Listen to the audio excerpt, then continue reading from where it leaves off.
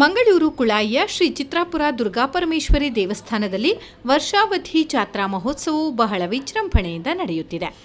ಶ್ರೀ ಮಧ್ವಾಚಾರ್ಯ ಮೂಲ ಮಹಾಸಂಸ್ಥಾನ ಚಿತ್ರಾಪುರ ಮಠದಲ್ಲಿ ಆನುವಂಶಿಕ ಮೊಕ್ತೇಸರರಾದ ಶ್ರೀ ಶ್ರೀ ವಿದ್ಯೇಂದ್ರತೀರ್ಥ ಶ್ರೀಪಾದರ ನೇತೃತ್ವದಲ್ಲಿ ಜನವರಿ 27ರಂದು ಶ್ರೀ ಕ್ಷೇತ್ರದಲ್ಲಿ ಧ್ವಜಾರೋಹಣ ನಡೆಯಿತು.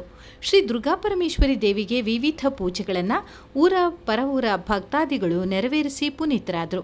ಮೂಡುಮಠ ದಿವಂಗತ ಪರಮೇಶ್ವರ ಹೆಬ್ಬಾರ್ರವರ ಪುತ್ರರು ಶ್ರೀ ಕ್ಷೇತ್ರದಲ್ಲಿ ದೇವಿಗೆ ಚಂಡಿಕಾಯಾಗ ನೆರವೇರಿಸಿದರು.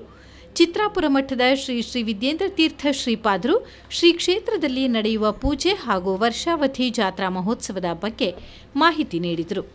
1ನೇ ತಾರೀಕು ಬೆಳಗ್ಗೆ ಉಷಕಾಲ ಪೂಜೆ, ನಂತರ ನವಕ ಕಲಶಾಭಿಷೇಕ, ನಂತರ ರಥಕಲಶಾಭಿಷೇಕ ನಡೆಯಲಿದ್ದು, ನಂತರ ಮಠದ ಕ್ಷೇತ್ರದ ವತಿಯಿಂದ ಚಂಡಿಕಾಯಾಗ ನಡೆಯಲಿದೆ. ನಂತರ ಕ್ಷೇತ್ರದ ವತಿಯಿಂದ ಮಹಾಪೂಜೆ, ನಂತರ ಮಹಾ ಅನ್ನ ಸಂತರ್ಪಣೆ ನಡೆಯಲಿದೆ. ಅದಕ್ಕೆ ಭಕ್ತರೆಲ್ಲರೂ ಆಗಮಿಸಬೇಕು, ದೇವಿಯ ಕೃಪೆಗೆ ಪಾತ್ರರಾಗಬೇಕು.